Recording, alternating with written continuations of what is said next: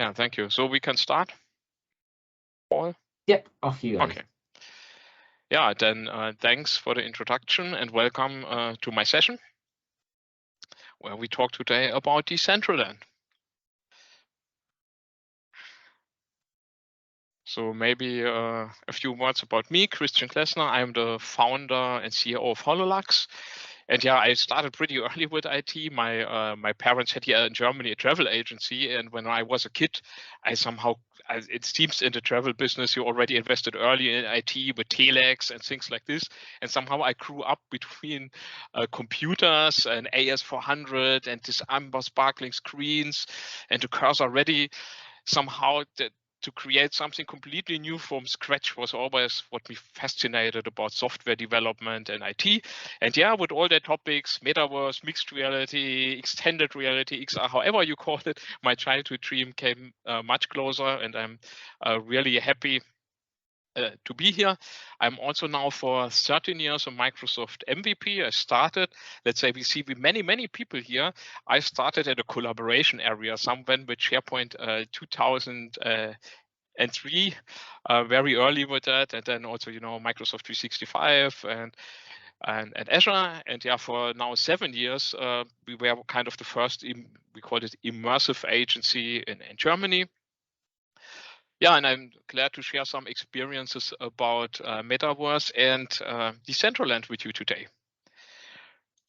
So then that's here a question I bet that is kind of in every talk, maybe introduce themselves to what is the Metaverse actually. This is, yeah, it's not 100% clear, as hopefully most of the people say. What is actually the Metaverse?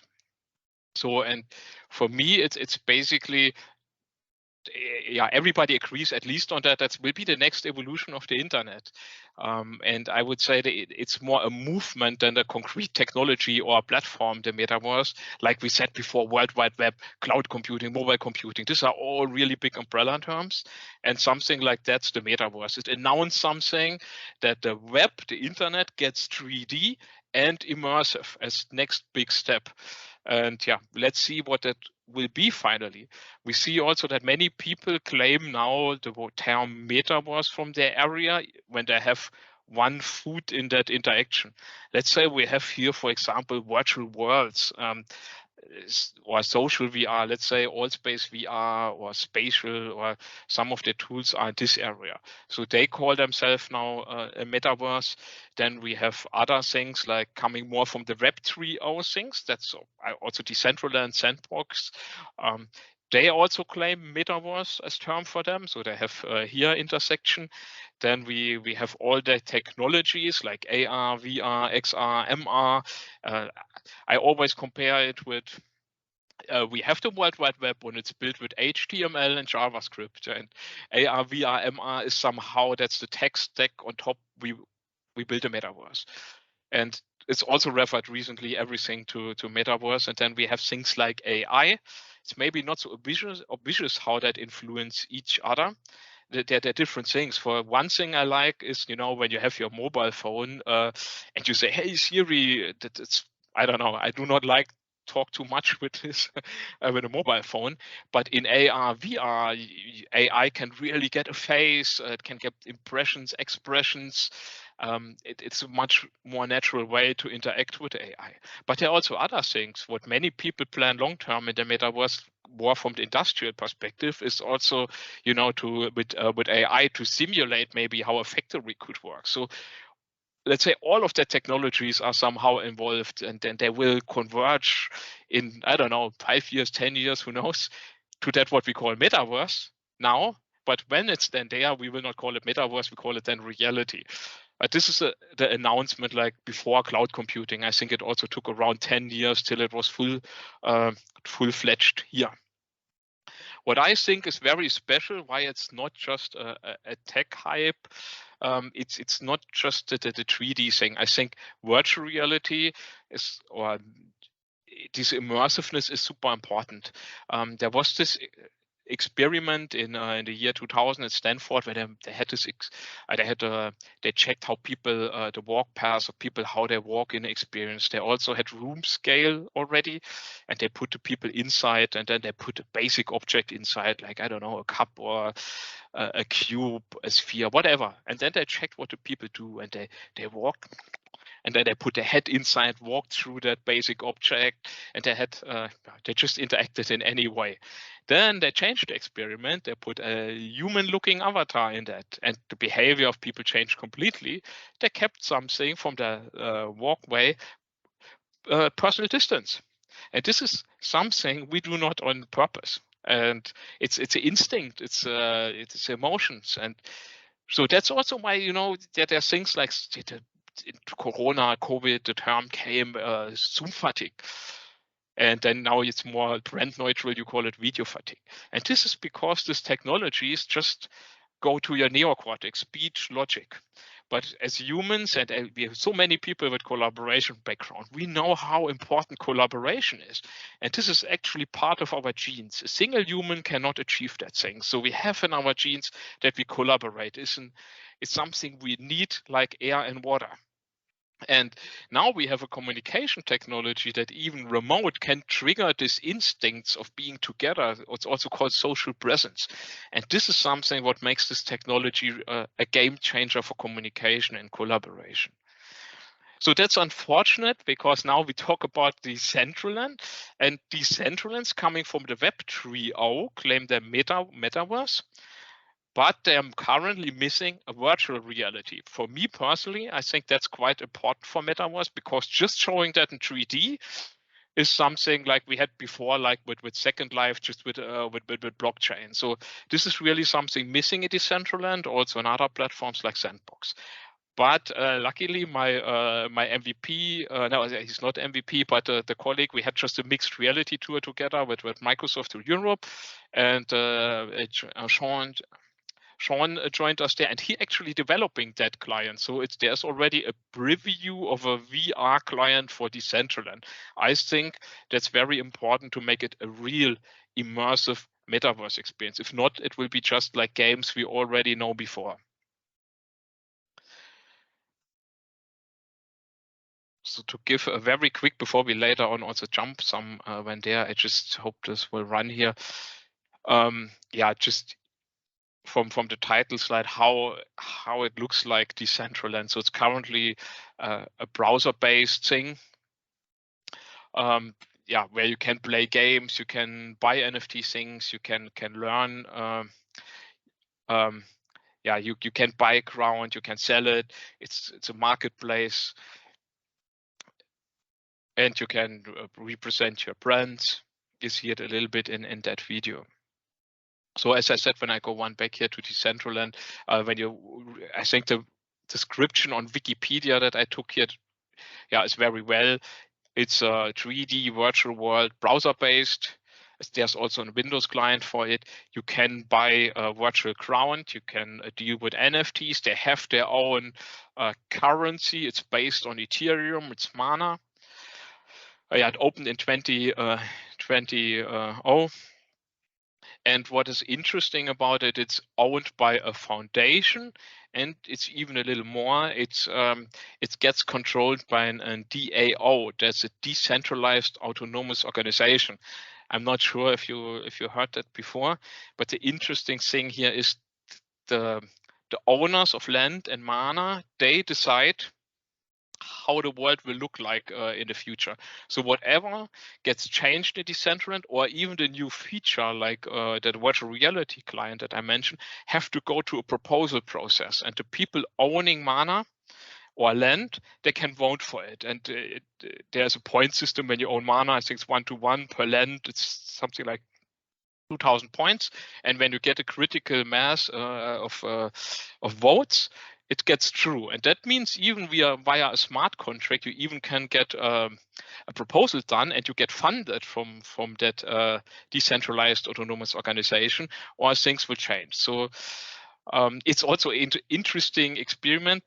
It's not really a democracy or something like this, but it's only driven by the community, and it's also decentral. that on another aspect, you can host your own, you can host that on a server. It's completely open source.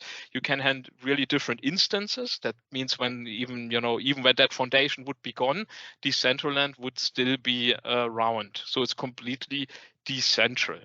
And yeah, I'm not sure from the political point of view what is exactly, but it means when you have more mana, like in a computer game, you have more mana, what means more euro, you also have more votes. Somehow it is a system where the people, let's say the richest people, can actually control more. But however, it's an interesting thing because really the community, the owners of the land, really decide what happened. So then it's Decentraland is around has around 90,000 parcels. A parcel is the smallest unit you can buy in ground. And to build your own thing or have an event, you have to own ground. And one of these parcels, that's these very small things that you see here, the small rectangles, they're 16 square meters large. This is called one parcel. And let's say the price is currently, as an average, around $5,000. What it's currently same like mana, so around 5,000 mana, $5,000. What you pay for a single parcel. What you also see here is this green things that is still owned by the foundation, and it's kind of public plazas. For example, that's in the middle is the Genesis Plaza, and yeah, also the community sites we vote what gets built there, if there will be innovation. But this is kind of public places. Let's call like in reality a marketplace or something that is owned by the village or by the city. Then we have these things here as road. And what's interesting, it has the same logic like in the real estate market. When you want to buy here ground around the Genesis Plaza, any plaza, the prices are much more expensive. You want to have your shop, whatever, your presence somewhere a road, it's more expensive. You are somewhere super outside, it's cheaper. Or you have a neighbor, like for example, MasterCard, it's more expensive. So it follows somehow the same logic like in the real estate market. Currently, it's limited to 90,000 parcel. Theoretically, when the community, the owners of all that land and mana decide that they may want to extend that, that would also be a vote of the owners and the community. So then I think that's all these kind of concepts are very similar to what we see in Sandbox. Now we see something where it gets different. So Decentraland has a world builder, and what you do here is they have some pre-built assets, like you see here. It's let's say a very simple version of Unity. You can place things like you see here. And you can import your own GLB models, your own 3D models, and put them here. You even can export a whole scene and import it here. So you can really model things as a 3D artist. On other platforms, for example, Sandbox, that's a big difference there. They really have more a concept like yeah, you have this how it's called. Yeah, you have only the cubes. How do they call it? Yeah, you have only that cubes, and you can build like with Lego. Everybody can build it. You do not have to be a 3D designer to build it. You can build it like with Lego, and you have also interaction things. But I think most of the designers, the real artists, will not like it because it's more than for everyone. And I think that's a big difference between the two platforms, as you can do more really 3D art and more real art in Decentraland. But on the other side, on Sandbox, you can build people can build more themselves. So that's a difference between the two platforms. So Decentraland has also an SDK.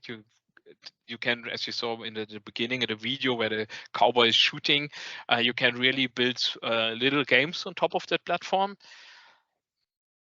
And it's written in JavaScript, so because sure, it's a browser-based API. This is a small example script what you can build with it. For example, here they load a model and just put that give them a position and a scale and put it into your scene. You can have interactions. You can use Visual Studio Code for building that things.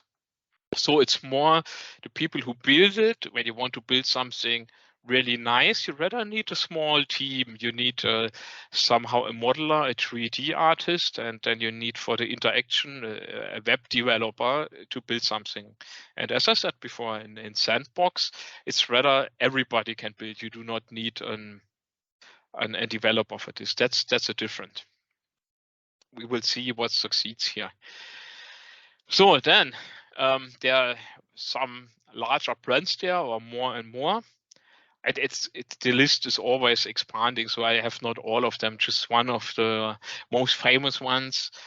There's, for example, Samsung. I think they came last year. Then it's Nike, it's Coca-Cola, it's Atari, it's MasterCard, Dolce & Gabbana. Many other fashion brands are there. Last year or this year, the Fashion Week was also hosted in Decentraland. Then you have a brand like Ford, or also recently JP Morgan came into Decentraland, and just a few days ago also the Post from Austria also joined it and start to sell digital stamps, crypto stamps. There's kind of a digital twin of a real stamp, and just opened that shop. I think it was just the last few days in the news, and for sure the most important brand here, HoloLux, and many more.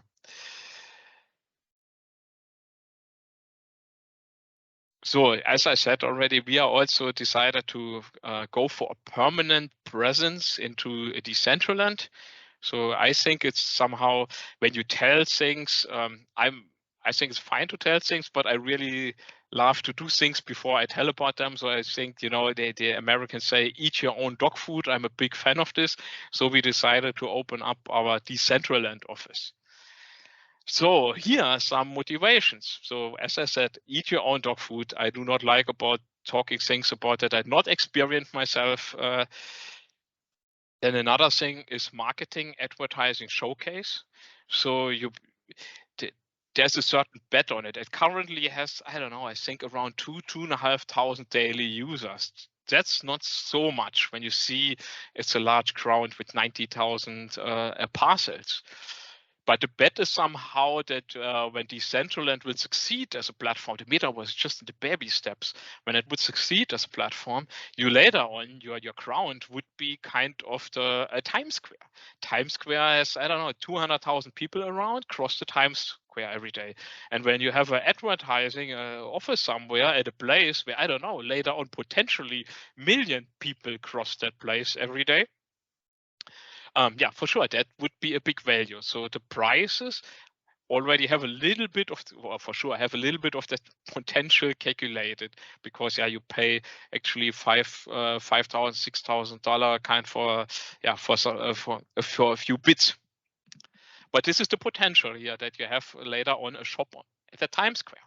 Then another thing is, for sure, in that world, most of the time early adopters and also maybe artists in that world comes there, and it's a good chance also for us. For example, we do the 3D things. We build things, and then we can say, okay, hey, you want to work in our company? See, hey, cool, we have a Decentraland office.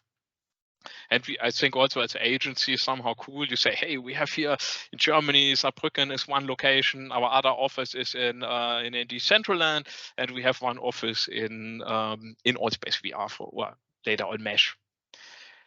So then another thing, we have a lot of artists, so we also think it's maybe interesting to let them sell their own art. They have a good location where at least more than 2,500 people comes over, more and more, to showcase maybe their 3D art and sell it as NFT, or selling NFT.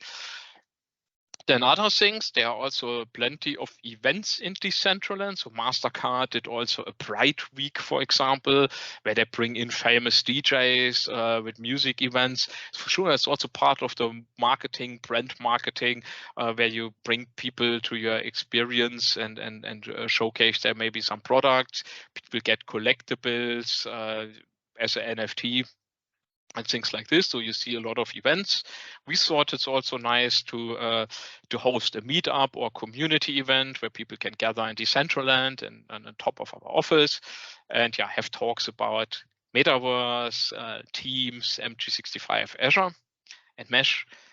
Live concerts, I said already. And then there's a thing it's for sure it's risky, but it's also a real invest. So we found out, we did a lot of research, which property we actually should buy there, and the prices are also and then you see a lot of land is owned by the same persons. So there, and it's nothing of that land that is not a plaza is owned from the foundation anymore. It's all third or at least fourth generation where people sell that ground. So that's an investment. And for example, we just get an offer after we bought our ground. We get an offer for the 4 times that price. So you can also, when you like risky investments, you know how blockchain is, but it could actually be also an investment when it doesn't work out. So and then other things, general metaverse speaking. So we had that, by the way, we have a joint office. We did it with our partner company Azure. They do more with virtual reality in real estate, and we said we built a common office, a mutual office for both of us. And then when we start at the beginning, we did a little bit of mood board, and then we thought, what shapes we can use.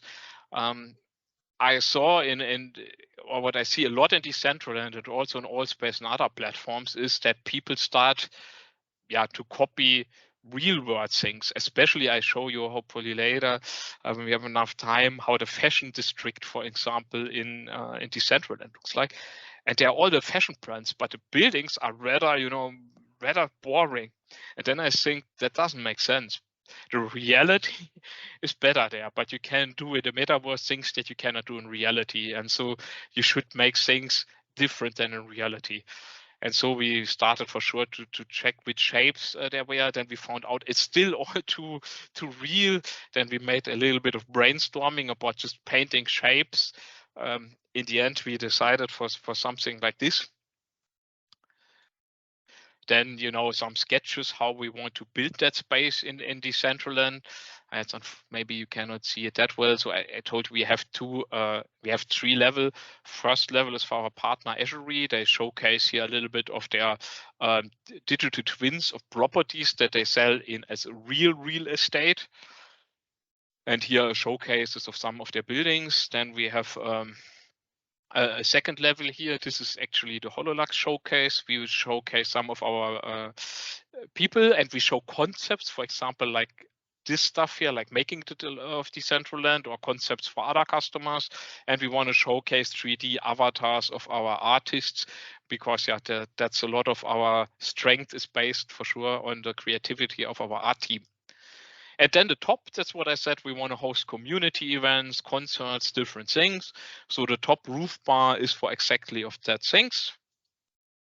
Here's a small sketch about how we imagined that, how it could be the rooftop for the community events. Then we also did some other ideas to make it more organic, and how the shape could look like, to make it here also a little bit more from the architecture point more interesting. Then you do some first pre-renderings. That's already in the 3D program. And that's how the building looks finally. So that's a little bit also the making of our Decentraland. Now I think it's time. We have still plenty of time to jump directly into Decentraland. Let me look which monitor we take here.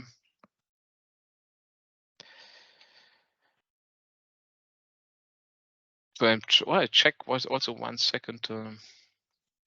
Chat. I think there's nothing in the chat. Let's have a look to Decentraland.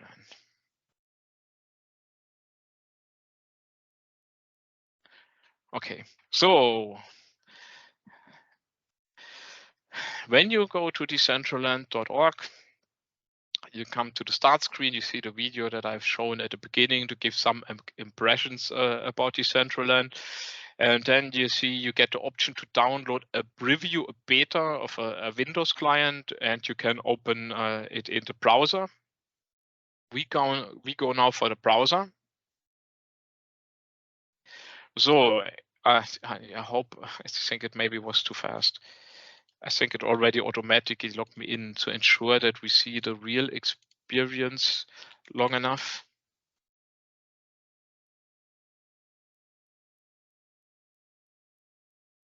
You have now two choices. You can either join as a guest. You do not need to create any user. You're immediately in, or you can connect your wallet. Like I do use MetaMask. That there are plenty of others that are supported. When you join as a guest, you cannot play some games. You cannot buy things. Your avatar for sure will not be saved when you customize it. That will all happen when you join with your real wallet. But yeah, just to get started, you just have to join as a guest and you can start exploring Decentraland. So not sure, but already connected me here. Yeah, it's already here. Loading. One small thing that you may see here in the URL, they call it Realm. That's actually kind of the server I'm running. I said it's decentral. You can end up on different servers. And with this concept, with this different server, let's call it sharding, you can theoretically host millions of people. I'm not sure how many can be currently in one platform. It's not really documented, but theoretically it could take millions, but you will be on different servers. So then I'm in here. So this is my avatar.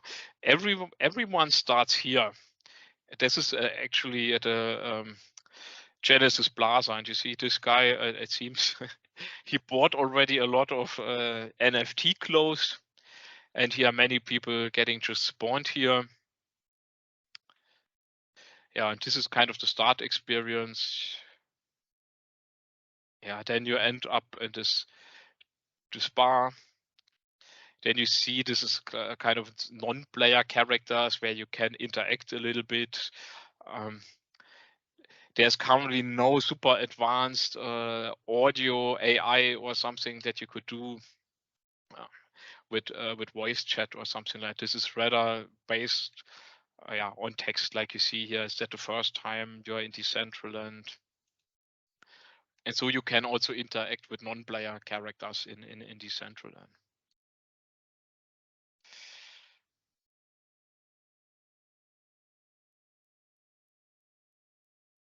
Yeah, welcome to Genesis Plaza. Then that's Genesis Plaza. Let me just check another link that we jump to other places. Where do I have it? Wrong slides.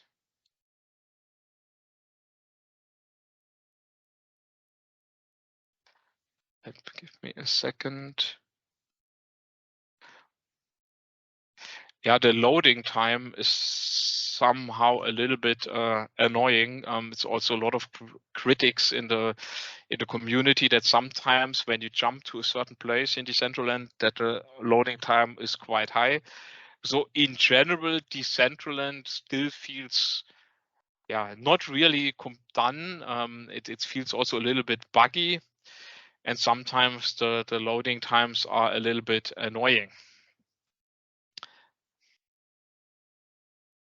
So this was fast. So just that you see, it's the furniture inside's not there, but this is the office that I've just shown to you that you can place with the builder, like you saw in the concept. And we choose because we think it has more value for the property. It's the loading slow, I see.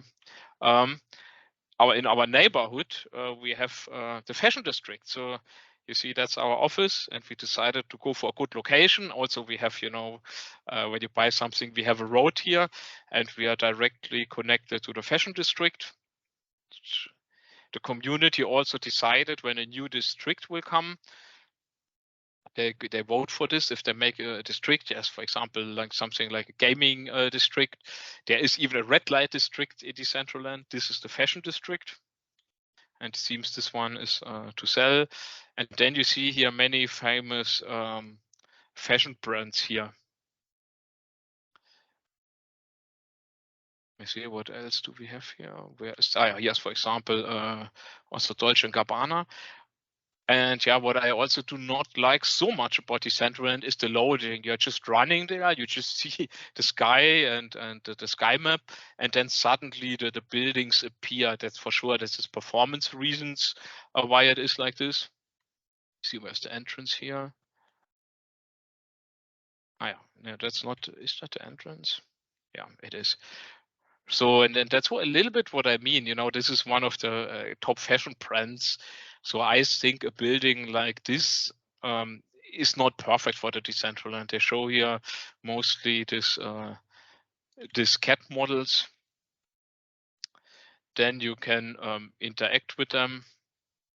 It opens up the website and to their own shop. When you would interact with it, then you have things like you can build in your app simple things like an elevator. Then they just show more things. So that's, for example, how the Dolce and Gabbana shops look like. So it just open here the map again. It's somehow hard to see where you go. These are all the 90,000 parcels. And you do not see all of that you can jump to, but only very famous places get this point of interest mark, and also the community decides which finally gets this point of interest. Let me see, where can we go, for example? Yeah, let's go to the gaming district.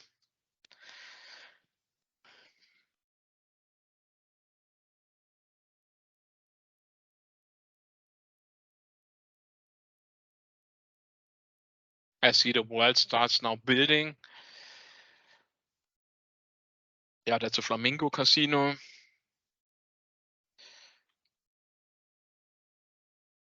So what can we play here? What's about? Yeah, now that's also and something you can do with this kind of plugins.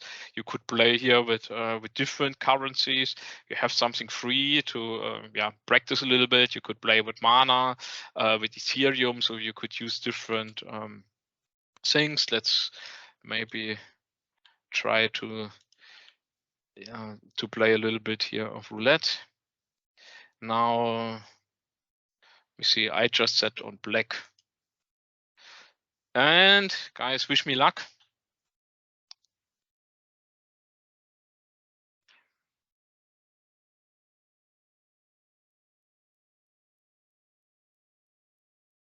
Yeah.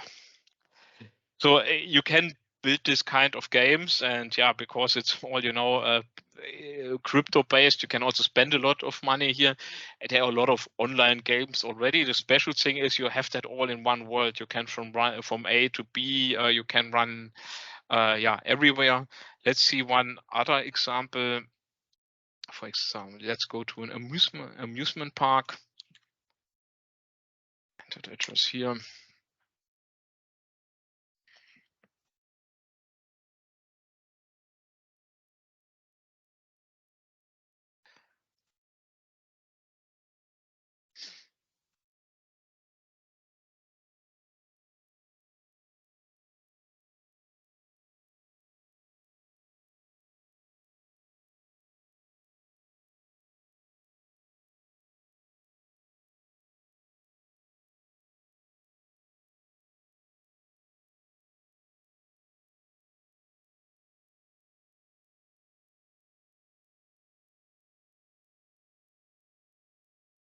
Yeah, you see the loading time. It takes a while.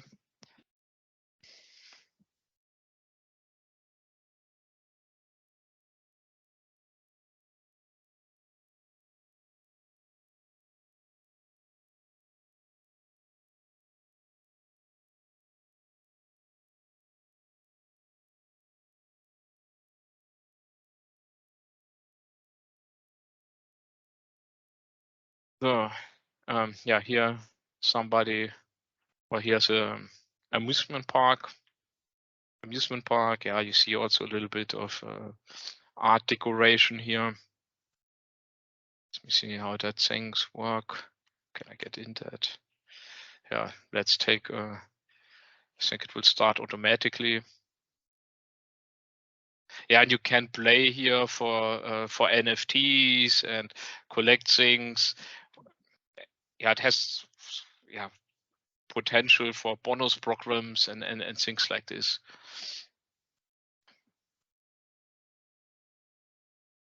Yeah, here we have a good overview about the area.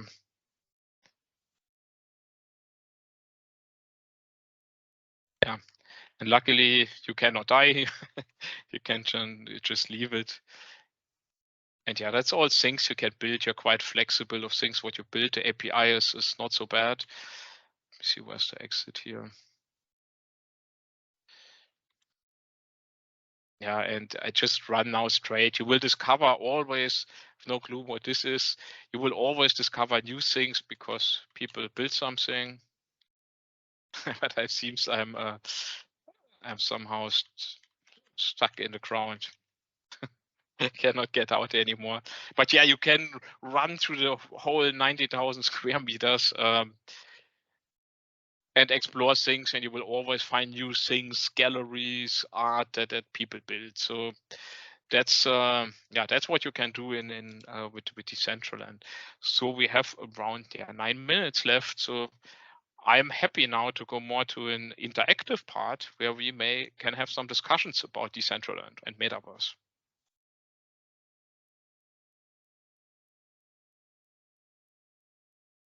Brilliant. Thank you very much, Christian. If people want to ask, excuse me, if people want to ask questions, please do so in the chat and post your questions in there. If if you want to ask a question and come off mute, please do use the raise hand functionality, and then I'll be able to unmute you so you can ask your question.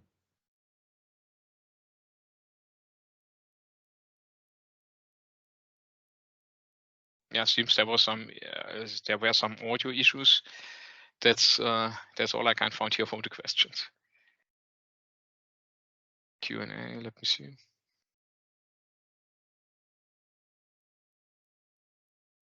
Doesn't look like we've got. Paul, the Q&A doesn't work for me. It says, "Hey, sorry, we run a technical snag." Yeah, the Q&A died a couple of sessions ago. Unfortunately, I don't know why, but it's not working for anyone. So don't worry, you're not missing any questions in there. So if anyone does have any questions for Christian, please do post into the chat and he will be able to answer.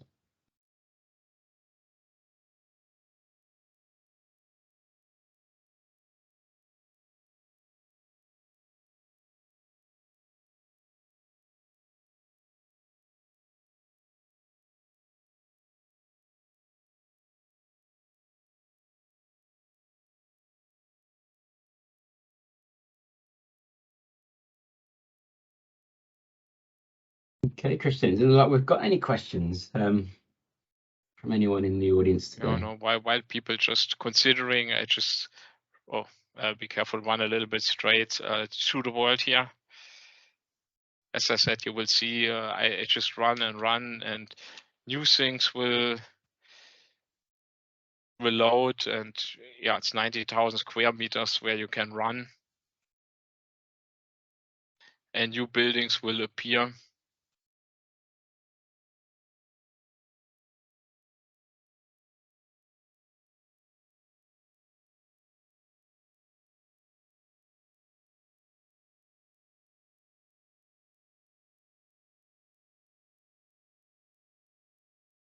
Yeah, then when there are no further questions, we can bring up the feedback session voting slide.